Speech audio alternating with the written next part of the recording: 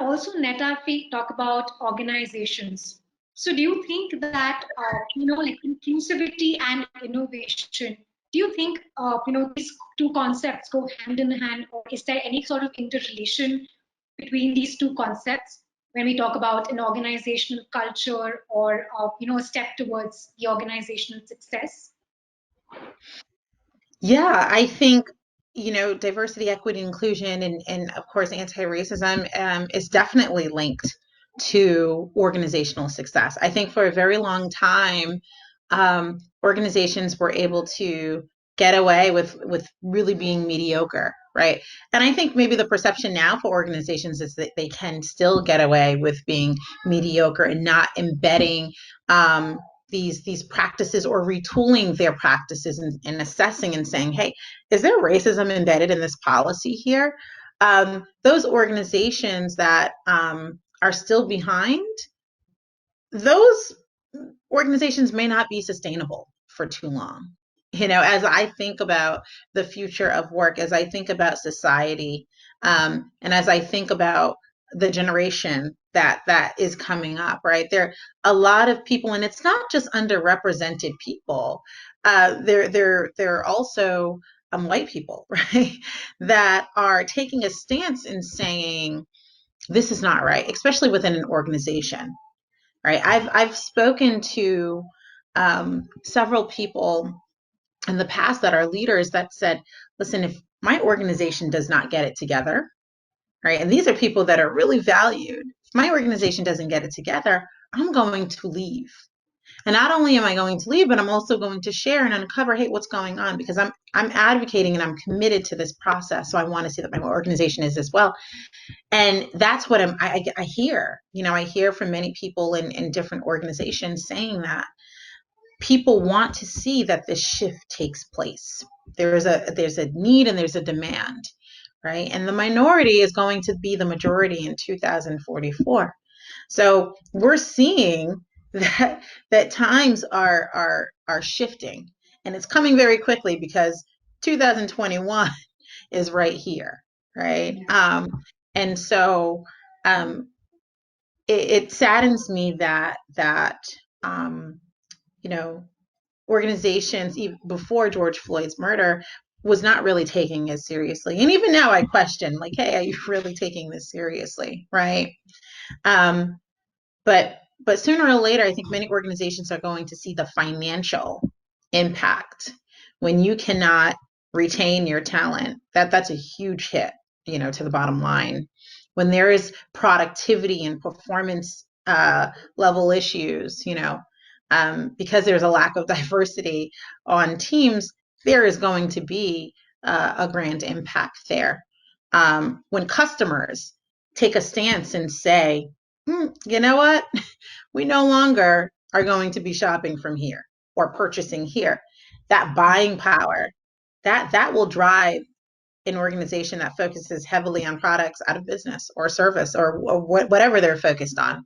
In fact, I know of an organization that had reached out to me actually last year, and they wanted to do some DEI and also anti-racism training.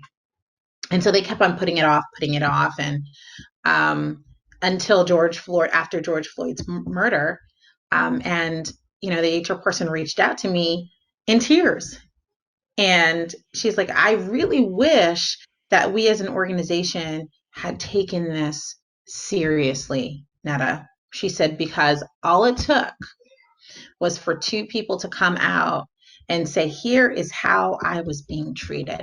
She said, Netta, because it happened right around the time of George Floyd's murder as well. She said, overnight, half of our customer base gone. And they're closed right now.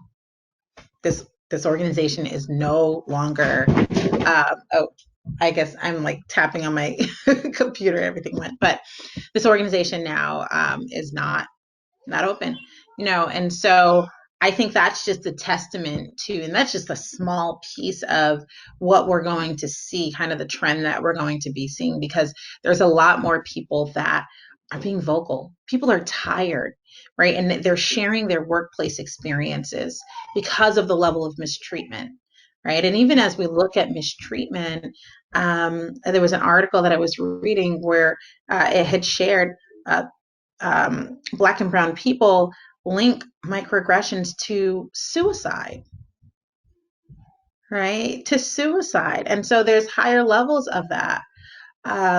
So it's times are definitely shifting, and there's definitely that organizational impact there. And I also think that we kind of wait till the last till that last moment when things have really, I mean, that time has almost gone, to take action. And Yeah, in the end, we realize that only if we would have taken the step at the right time. exactly. Yeah, because again, it saddens me, but organizations, they've known for a very long time about what was happening, right? And many of them just kind of turn that blind eye. They're just like, well, we don't have to focus on this. And so now we see this influx of, organizations demanding, and wanting to create this shift. And there's a lot of people, especially from underrepresented groups, that are looking and saying, how genuine is this? This issue has been, existing, right? Or what we're seeing is there's a lot more organizations that are saying, well, you know what? We're going to put money towards this. Okay, great. But are you going to retool that racist policy as well? You know, that's embedded a lot of the times, even in performance reviews, and I just like different policies overall. Are you going to be thinking about implementing new policies? So I think there's a lot of the unsexy or unglamorous work that has to be done. And the other thing that I see is with education. Yeah, a lot of companies are doing just kind of these one-time trainings, or it's like, hey, we're going to do one training for the year, and we are all good to go. We all get it now. And that never ever works. They literally will need to sit down and put a structure together with a learning and development person that specifically focus on DEI, also with a lens of anti-racism, and built in a structure where it's from the beginning stages of the onboarding process and on, where it's continuously. Also, I don't believe in one size trainings for all, right? So there are some trainings where everyone can gain that understanding, right? But I think for a long-term sustainable strategy, a DEI L&D person would have to put together curriculums based on specific teams and really identifying, okay, what are these gaps? What are the gaps? And based on these particular gaps, because not everyone's on the same level, here is what we have for this particular team. And so the thing about it is a lot of work, right? Because if we think about that for an organization that maybe has 50,000 employees, they may be saying, no, we just need just one and done. Well, then you're not ready for the work. If you're ready for the work, then you are going to pay someone to make sure that they have the team that they need, the infrastructure in there, so that they can actually penetrate and create the impact needed and a sustainable strategy.